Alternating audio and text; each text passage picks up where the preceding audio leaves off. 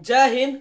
आज हम लोग बात करेंगे समास के बारे में तथा उनके विभिन्न भेदों के बारे में। सबसे पहले हम लोग देखते हैं कि समास कहते किसको है। समास दो शब्द से मिलकर बना है। कितने शब्दों से मिलकर? दो शब्द से मिलकर बना है। पहला है सम और दूसरा शब्द क्या है? दूसरा शब्द है आस। पहला शब्द क्या है? पहला शब्द है सम और दूसरा शब्द क्या है? दूसरा शब्द है आस। सम के मतलब क्या होता है? सम के मतलब होता है संक्षिप्त। सम का मतलब कुछ होता है? सम का मतलब होता है संक्षिप्त। और आस के मतलब क्या होता है? आस के मतलब होता है शब्द या कथन। समास का शाब्दिक अर्थ क्या होगा? समास का शाब्दिक अर्थ, समास का अर्थ, हम लोग समास का अर्थ की बात करें, समास का अर्थ क्या हो जाएगा? संक्षिप्त कथन।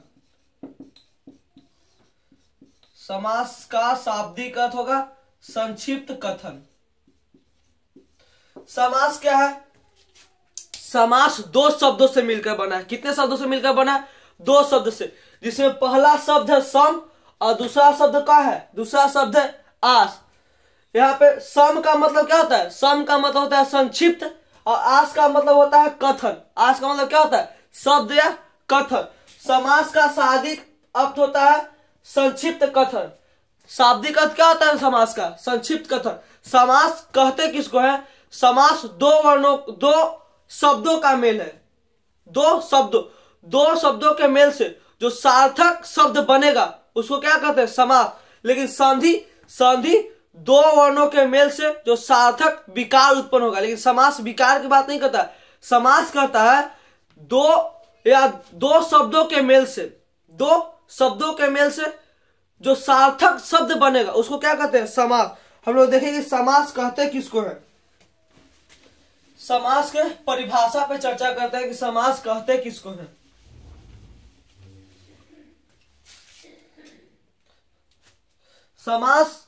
समास दो शब्दों का मेल है, वर्णों का नहीं। वर्ण के अगर मेल करेंगे तो क्या हो जाएगा? वर्ण के अगर हम लोग मेल करते हैं तो वर्णों के मेल से संधि बनता है। लेकिन अगर हम लोग शब्द की बात करें, अगर शब्दों के मेल करें तो शब्द के मेल से जो सार्थक शब्द बनेगा, ये नहीं कि दो शब्द मिलाए हैं और कोई उसका अर्थ नहीं निकले, तो ऐसा शब्द नहीं। वैसा शब्द क्या? वैसा शब्द जिसको मिलाने पर सार्थक अर्थ निकले, उसी को क्या कहते हैं? उसी को हम लोग कहते हैं समास। समास क्या है? समास दो शब्दों का सार्थक मेल है। हम लोग देखते हैं समास। समास किसको कहते हैं? समास कहता है दो अथवा दो से अधिक शब्दों के मेल से बने सार्थक शब्द को क्या कहते हैं? समास। दो या दो से अधिक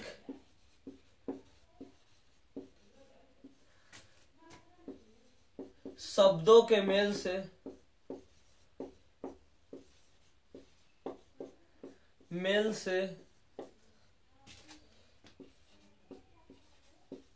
शब्दों के मेल से बने सार्थक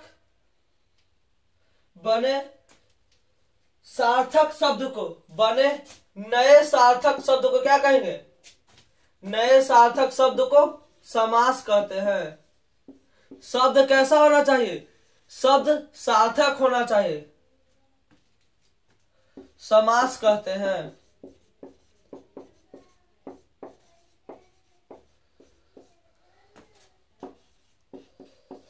समास क्या है? समास दो शब्दों का मेल है, जिसमें एक होता है प्रथम शब्द, एक होता है दूसरा शब्द। एक क्या होता है? एक होता है प्रथम शब्द, एक होता है प्रथम शब्द और एक होता है दूसरा शब्द। दूसरा शब्द, प्रथम शब्द कहने का मतलब क्या है? प्रथम शब्द कहने का मतलब है पूर्व पद। प्रथम मतलब पूर्व पद और एक दूसरा शब्द मतलब अंतिम पद।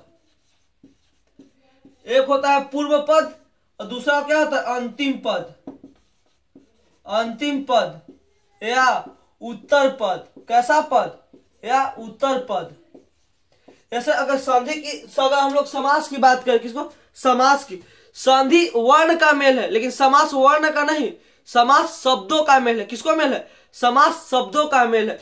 दो या दो से अधिक शब्दों के मेल से बने नए शब्द को क्या कहें? नए सार्थक शब्द को क्या बोलते हैं हम लोग? समास कहते हैं। समास इसमें दो शब्द होता है। एक होता है प्रथम शब्द। प्रथम शब्द को हम लोग क्या कहते हैं? प्रथम शब्द को कहते हैं पूर्व पद, और दूसरा शब्द को अंतिम पद या उत्तर पद कहते हैं। जैसे क्या हो जाएगा? जैसे अगर हम लोग एग्जाम्पल की बात करें, जैसे एग्जाम्पल में बात करते हैं तो राजपुत्र क्या हो जाएगा? राजपुत्र। यहाँ पे राज है वो क्या है? राज यहाँ पे प्रथम शब्द है, और पुत्र क्या है इसका? पुत्र इसका उत्तर पद, जिसको पूर्व पद बोलते हैं। इसको क्या बोलते हैं? राज को इसको बोलते हैं प्रथम शब्द या पूर्व पद। अब पुत्र को क्या बोलेंगे? दूसरा शब्द या उत्तर पद। क्या बोलते हैं? दूसरा शब्द। राजपूत कहने का मतलब क्या है? राजा का पुत्र। राजपूत कहने का शाब्दिक अर्थ क्या है? राजा का पुत्र। किसका पुत्र होना चाहिए? राजा का पुत्र। उसी को क्या कहते हैं? राजपूत कहते हैं। अब हम लोग आगे देखते हैं समास कितने प्रकार के होते हैं। समास कितने प्रकार के होते हैं हम लोग इस पे चर्चा करते हैं। समास के भेद के ऊपर। समास के 6 भेद होते हैं। कितने? समास के 6 भेद होते हैं। कौन कौन से भेद होते हैं उस पे आइए हम लोग चर्चा करते हैं। इस समास के कौन कौन से 6 को भेद होते हैं हम समझ सकते हैं। डिफिनेशन में किसी को डाउट नहीं रहा होगा। अब हम लोग देखते हैं समास के भेद के ऊपर, समास के कितने भेद होते हैं तथा कौन कौन। समास के भेद।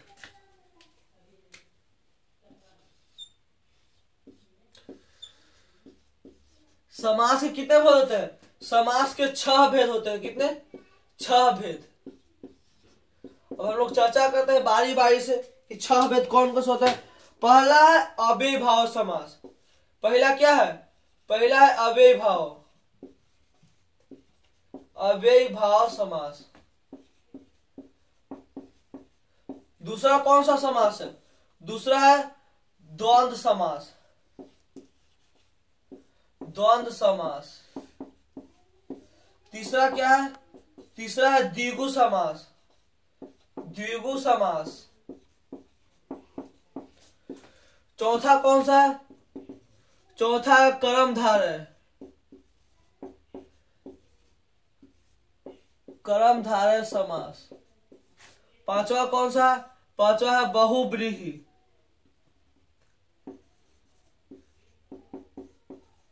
बहुव्रीहि समास। छठा कौन सा है? छठा तत्पुरुष समास। नंबर से कोई लेना देना नहीं है, सीक्वेंस में भेद 6 याद होना चाहिए। नंबर पे बहस नहीं है। कोई कहेगा कि अव्ययीभाव पहले लिखे, पहले तत्पुरुष लिखना चाहिए था। नंबर से कोई मतलब नहीं है। हम लोग यहाँ पे समझने की कोशिश करते हैं कि समास के कितने भेद हैं। समास के 6 भेद हैं। कितने? 6 भेद। पहला है अव्ययीभाव समास, दूसरा है द्वंद्व समास, तीसरा है द्विगु समास, चौथा है कर्मधारय समास, पांचवा कौन सा? पांचवा है बहुव्रीहि समास, छठा है तत्पुरुष समास। हम लोग कुछ इसमें से कुछ को पद के आधार पर बांटते हैं। एक होता है क्या? एक होता है उत्तर पद प्रधान और एक होता है पूर्व पद प्रधान। एक होता है पूर्व पद प्रधान। पूर्व पद प्रधान। और एक होता है उत्तर पद प्रधान। उत्तर पद प्रधान। इसको एक और दृष्टिकोण से देख सकते हैं।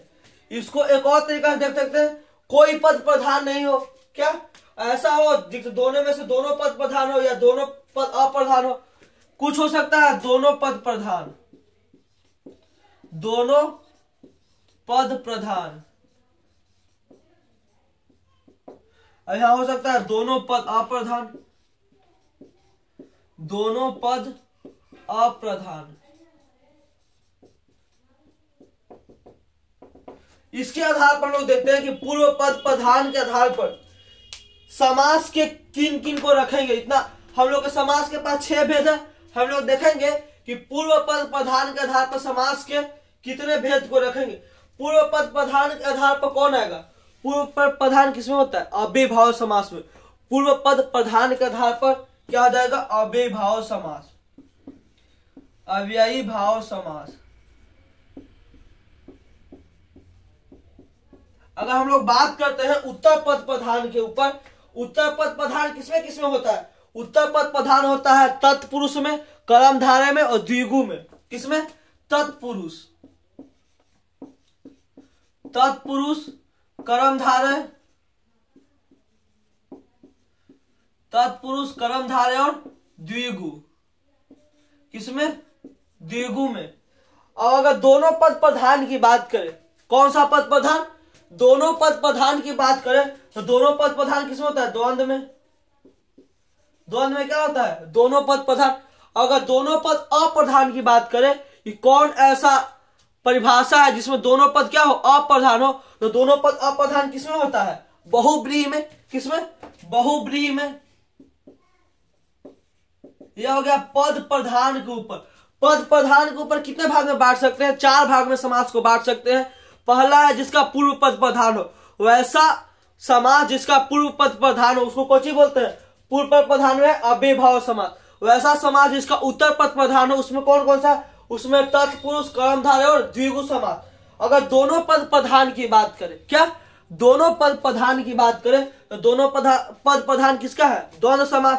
अगर बोले कि कोई पद प्रधान नहीं होना चाहिए, अप्रधान हो, तो अप्रधान क्या होता है? बहुब्रीहि, जो साधारण अर्थ को छोड़कर विशेष अर्थ को ग्रहण करता है। जैसे लंबोदर, लंबा है उदर जिसका, अर्थात गणेश भगवान। क्या? गणेश भगवान। पंकज, पंक में जिसका जन्म हुआ है, पंक मतलब होता है कीचड़, जिसका कीचड़ में जन्म हुआ उसको बोलते हैं क्या? कमल। अच्छा, हम लोग देखे समास के भेद। समास के कितने भागों में हम लोग बांटे? समास को हम लोग 6 भागों में बांटे। पहला है अव्ययी भाव समास, दूसरा है द्वंद्व समास, तीसरा द्विगु समास, कर्मधारय समास, बहुब्रीहि समास, तत्पुरुष समास। अगर हम लोग पद के प्रधानता के आधार पर बांटे, किसके आधार पर? पद के प्रधानता के आधार पर, तो सबसे पहले होता है पूर्व पद प्रधान। पूर्व पद प्रधान के अनुसार, पूर्व पद प्रधान के अनुसार सबसे माने पूर्व पद प्रधान में कौन आएगा? अव्ययी भाव समास। अगर उत्तर पद प्रधान की बात करें, कौन सा पद? उत्तर पद प्रधान। उत्तर पद प्रधान में तत्पुरुष समास, कर्मधारय समास और क्या होता है? द्विगु समास। अगर हम लोग समझे कि दोनों पद प्रधान हो, दोनों पद प्रधान में द्वंद्व समास। कैसा समास? द्वंद्व समास। अगर दोनों पद अप्रधान की बात करें, क्या करें? दोनों पद अप्रधान की बात करें तो दोनों पद अप्रधान किसमें होता है? बहुब्रीहि समास में। अब हम एक एक करके बारी बारी से सब पे चर्चा करते हैं। सबसे पहले हम लोग चर्चा करते हैं किस पे? अव्ययी भाव समास पे। कि हम लोग अव्ययी भाव समास कहते किसको है? अव्ययी भाव समास में तो ये वो बात पता चल गया कि इसका क्या होगा? इसका पूर्व पद प्रधान होगा, क्योंकि हम लोग प्रधानता के आधार पर 4 भाग में बांट चुके हैं। तो हमको एक बात पता चल गया, प्रधानता के आधार पर किसका कौन सा भाग प्रधान होगा? कर्मधारय समास के पूर्व पद प्रधान होगा। कौन सा पद? पूर्व पद प्रधान होगा। हम लोग देखते हैं कर्मधारय अव्ययी भाव समास के कर्मधारय समास, तत्पुरुष समास और द्विगु समास का उत्तर पद प्रधान होगा। द्वंद्व समास का दोनों पद प्रधान होगा और बहुब्रीहि का कोई पद प्रधान नहीं होगा। कोई तीसरा आएगा जो उसको अर्थ दे के चला जाएगा। हम लोग अव्ययी भाव समास कहते किसको है? अव्ययी भाव समास कहता है जिस समास का पहला पद या पूर्व पद क्या हो? अव्यय हो या प्रधान हो। अव्यय हो या प्रधान हो, उसे क्या कहते हैं? अव्ययी भावी समास कहते हैं। कहता है अव्ययी भाव समास। अव्ययी भाव समास कहता है कि वह समास, क्या?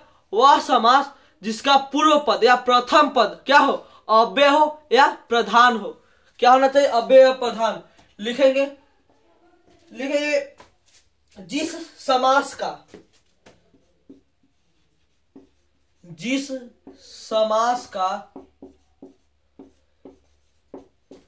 पूर्व पद या प्रथम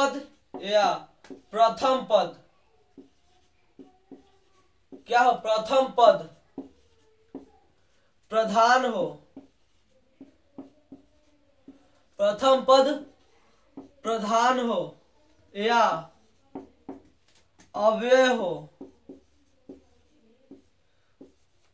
उस समास को अव्ययी भाव समास कहते हैं।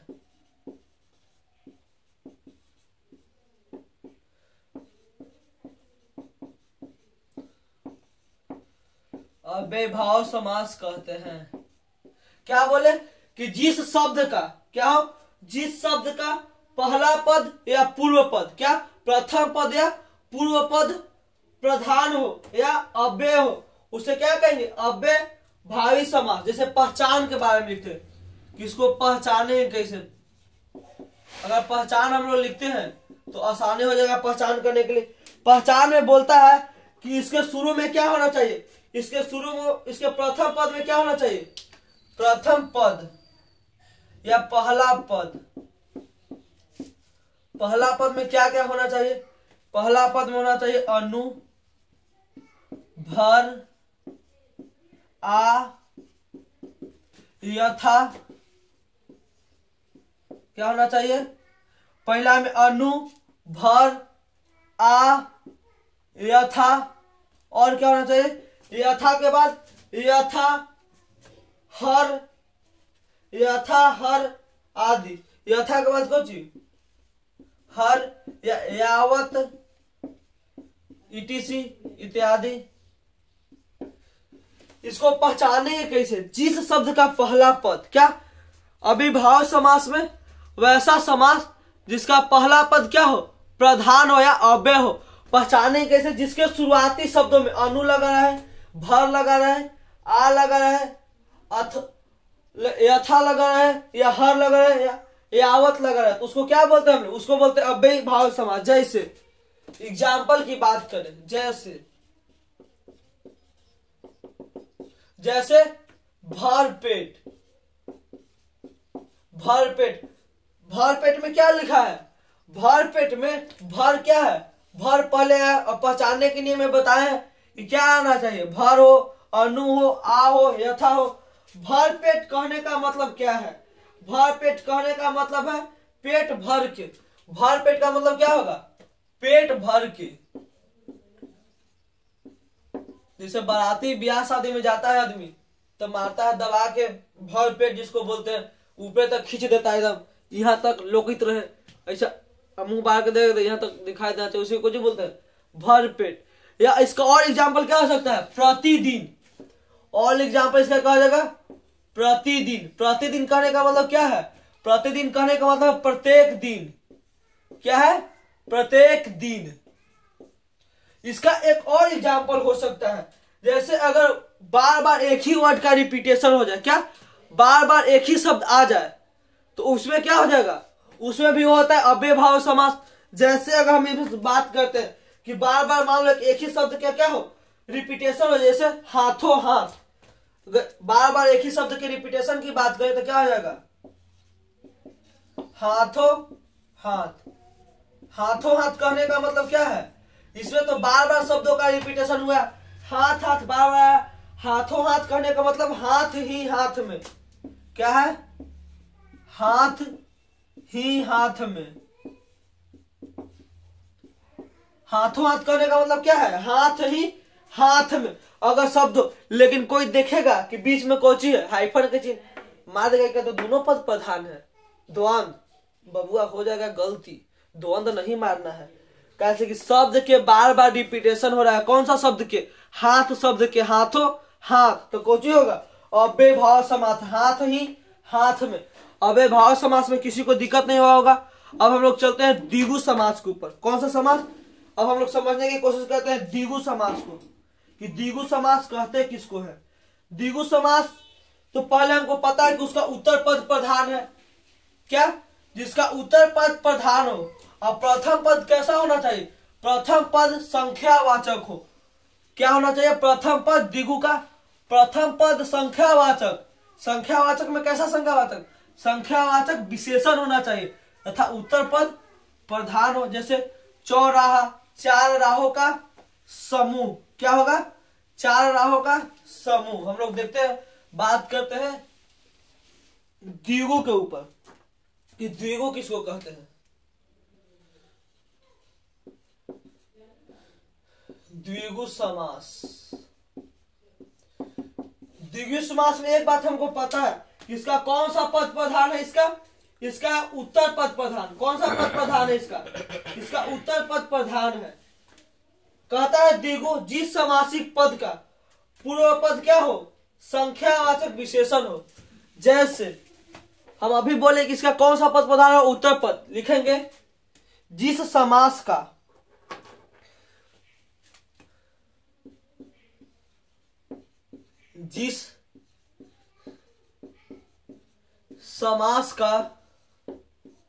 प्रथम पद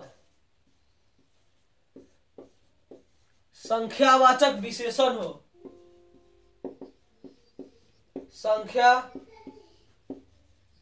संख्यावाचक विशेषण हो,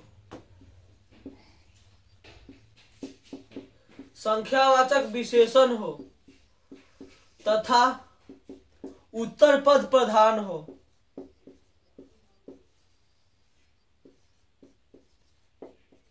तथा उत्तर पद क्या हो, प्रधान हो, उसे द्विगु समास कहते हैं।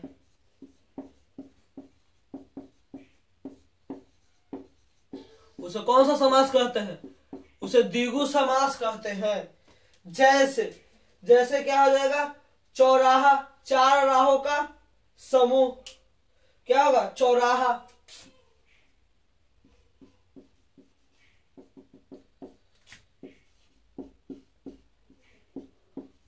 जैसे क्या होगा, चौराहा क्या होता है, चौराहा क्या होता है, चौराहा होता है चार राहों का समूह, चार राहों का समूह क्या होगा, चार राहों का समूह। उसी प्रकार से और क्या लिख सकते हैं, दोपहर, क्या लिख सकते हैं, दोपहर, चौराहा, दोपहर। दोपहर क्या होगा, दो पहरों, पहरों मतलब क्या होता है, दो पहरों का समूह। दोपहर दो पहरों का समूह, उसी को क्या कहते हैं, दोपहर। द्विगु समास कहता है कि वैसा समास, क्या, वैसा समास जिसका प्रथम पद संख्यावाचक विशेषण, जैसे चार, चार क्या है यहाँ पे, चार संख्या है, दो क्या है, दो संख्या है। इसी प्रकार से और बहुत सारे, जैसे त्रिलोक क्या है, त्रिलोक हो सकता है, त्रिलोक पूछ सकता है, पंचवटी पूछ सकता है, क्या पूछ सकता है, पंचमढ़ी, पंचवटी, पंचमढ़ी, पंचवटी क्या पूछ सकता है, पंचवटी। सब जितना भी पूछेगा वो क्या होगा, तिरंगा, त्रिकोण, क्या हो सकता है, त्रिकोण, तीन कोणों का समाहार या समूह, तिरंगा, तीन रंगों का समाहार, तिरंगा, तिरंगा में क्या होगा, तीन रंगों का समाहार होगा। हम लोग अभिभावक को देखे, उसके बाद किसको देखे, द्विगु को देखे। अब हम लोग समझते हैं द्वंद्व को, किसको, अब हम लोग चर्चा करते हैं द्वंद्व के ऊपर कि द्वंद्व समास कहते किसको है। द्वंद्व समास के ऊपर हम लोग चर्चा करते हैं कि द्वंद्व समास कहते किसको है। यहां तक द्विगु में किसी को दिक्कत नहीं हो रहा है। द्विगु का पहला पद क्या होना चाहिए, संख्यावाचक विशेषण होना चाहिए। अब हम लोग चर्चा करते हैं किस पे, अब हम लोग चर्चा करते हैं द्वंद्व के ऊपर। द्वंद्व समास कहते किसको है। द्वंद्व समास कहता है कि जिसका क्या हो, दोनों पद प्रधान होना चाहिए। क्या होना चाहिए, दोनों पद प्रधान हो तो बीच में संयोजक का चिन्ह होना चाहिए। संयोजक के अगर चिन्ह की बात करें तो बीच में क्या होना चाहिए, हाइफन होना चाहिए हल्का सा। उसी को क्या कहते हैं, उसी को बोलते हैं द्वंद्व समास। द्वंद्व समास,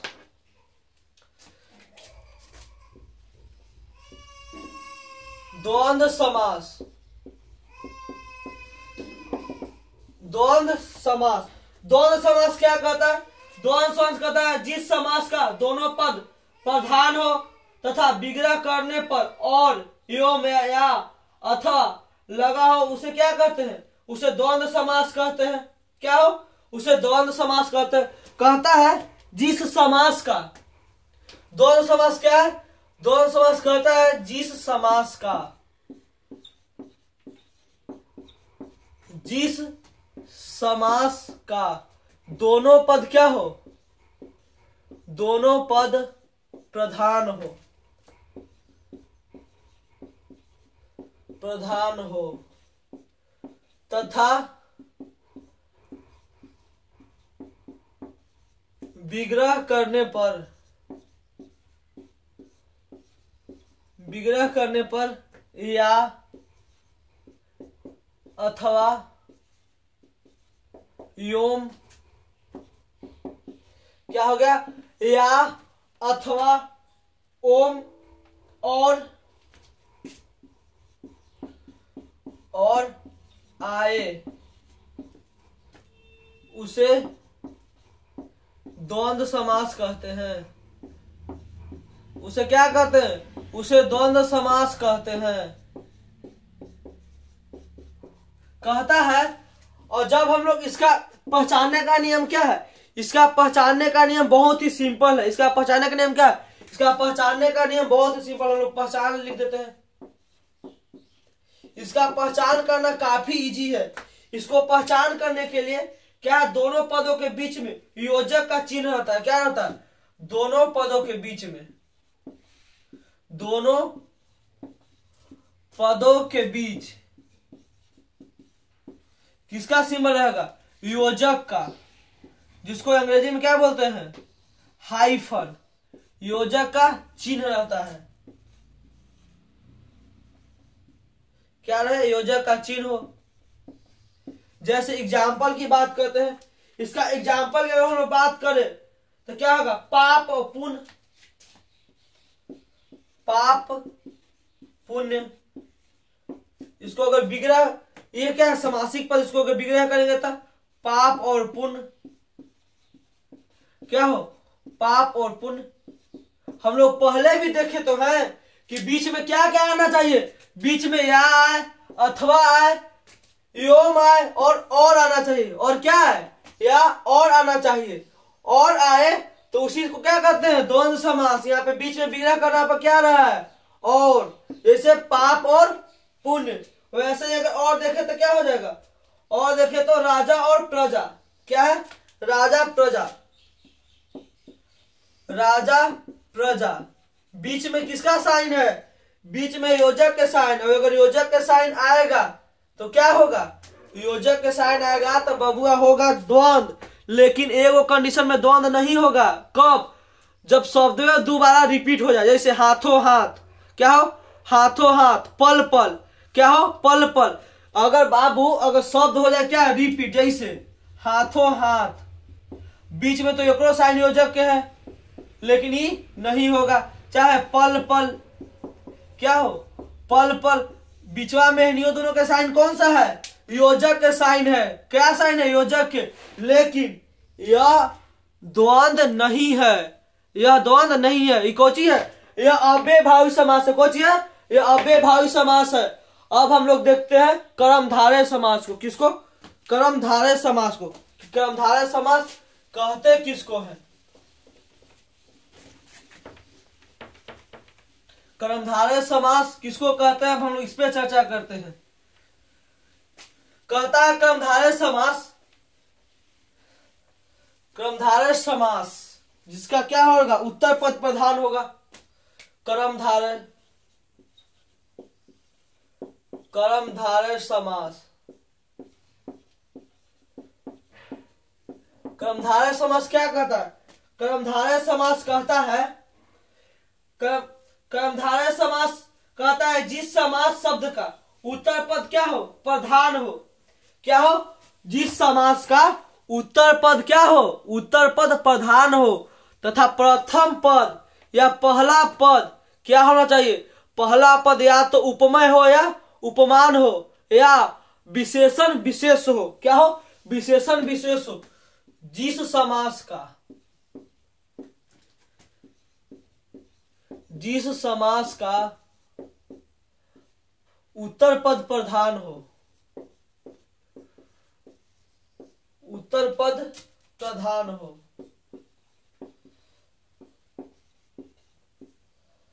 तथा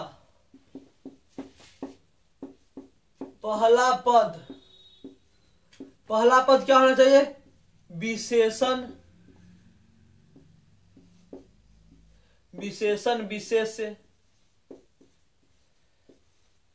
पहला पद क्या है, विशेषण विशेष, या क्या प्रथम पद क्या हो विशेषण विशेष, या क्या होना चाहिए, या उपमान उपमेय हो।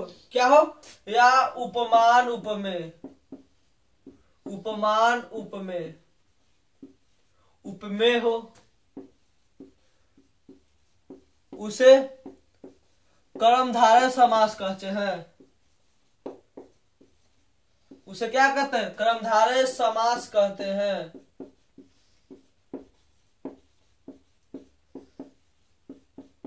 जैसे अब हम बात करते हैं कर्मधारय समास। कर्मधारय समास क्या है, कर्मधारय समास कह रहा है कि जिसका उत्तर पद क्या होना चाहिए, उत्तर पद प्रधान हो, और प्रथम पद क्या होना चाहिए, या तो विशेषण विशेष हो या उपमान उपमेय हो। इसको हम लोग कैसे पहचानेंगे, इसको हम लोग पहचानने का नियम देखते हैं। इसको हम लोग कैसे पहचानेंगे, पहचान अगर मिल जाए कहीं तो कैसे पहचानेंगे। पहचान इसका बहुत आसानी है। विग्रह करने पर दोनों शब्द के बीच में है जो या के समान आता है। दोनों शब्दों के बीच में क्या आएगा, दोनों शब्दों के बीच में है जो, कोमा के समान, के समान, या क्या है जो या के समान। जैसे जैसे जैसे हम लोग लिखेंगे क्या, जैसे हम लोग लिखेंगे कमल नयन। क्या लिखेंगे, कमल नयन, कमल नयन, कमल नयन क्या होगा, नयन किसके समान है, कमल के समान। नयन किसके समान है, अच्छा कमल के समान नयन होगा। क्या होगा, कमल के समान नयन, कमल, कमल के समान नयन। विग्रह करने पर क्या है, कमल के समान नयन। नयन मतलब क्या होता है, आंख। कमल के समान क्या होना चाहिए, आंख होना चाहिए। या अगर हम लोग बात करें तो महापुरुष, महापुरुष क्या होगा, इसका एग्जांपल महापुरुष। महापुरुष किसको कहते हैं, महान है जो पुरुष। क्या हो, महान है जो पुरुष। क्या हो, महान है जो पुरुष। बाबू हम पहचाने के नियम बताए हैं, बीच में दोनों शब्द के बीच में कौन चाहिए, है जो या के समान। यहां देखो कमल नयन, कमल के समान, और महान पुरुष कोची, महान है जो पुरुष। कैसा पुरुष, जो पुरुष महान है। क्या होगा, जो पुरुष महान है। अब हम लोग बात करते हैं बहुव्रीहि के ऊपर। किसके ऊपर, बहुव्रीहि समास के ऊपर। तो हम लोग बहुव्रीहि समास, इसका बहुत सारा एग्जाम्पल है। इसका एग्जाम्पल है नीलकंठ, नीला है जो कंठ। और क्या हो जाएगा, मृग नयन, मृग के समान नयन। चंद्रमुख, चंद्रमा के समान मुख। क्या है, चंद्रमुख, चंद्रमा के समान मुख। अब हम लोग बात किसमें करते हैं, अब हम लोग बात करते हैं बहुव्रीहि समास। किस पे, बहुव्रीहि समास के ऊपर। कि बहुव्रीहि समास कहते किसको है,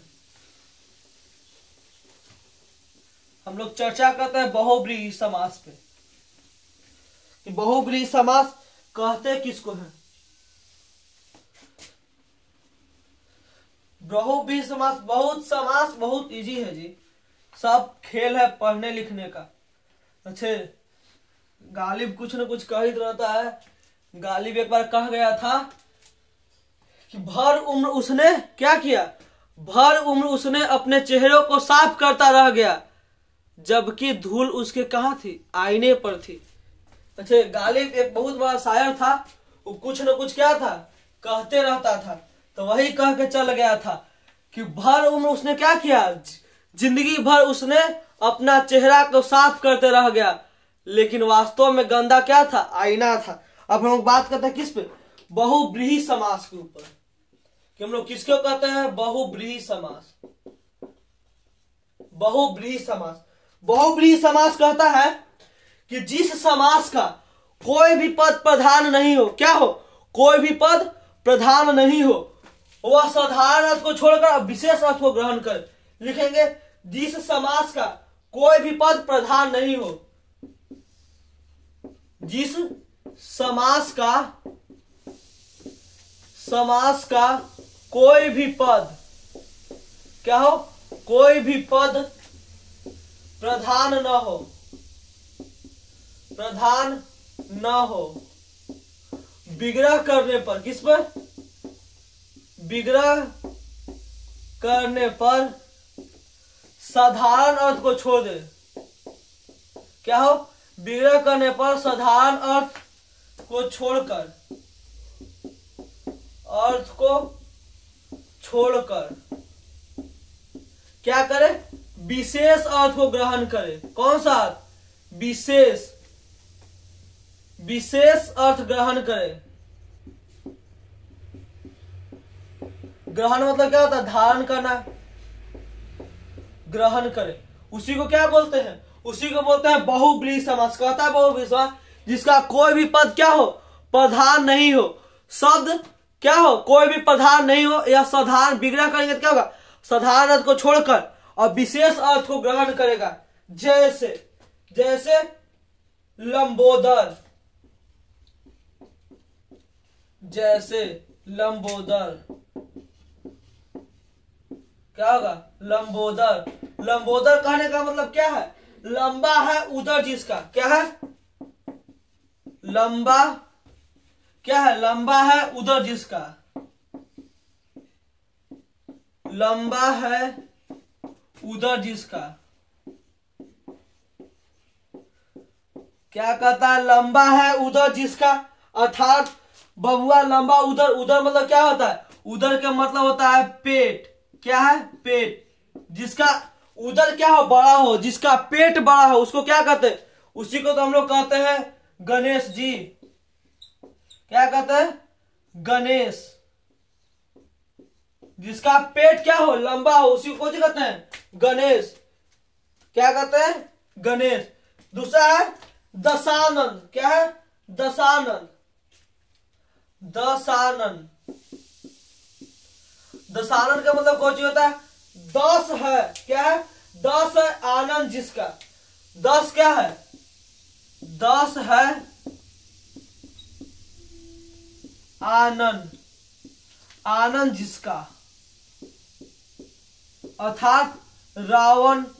क्या है, रावण। आनंद मतलब क्या होता है, आनंद मतलब होता है सर। क्या, सिर जिसको हम लोग बोलते हैं, या कपार, माथा, कुछ बोलो। 10 है आनंद जिसका, आनंद मतलब सर। तो 10 को आनंद किसका था, रावण को। किसका था, रावण को।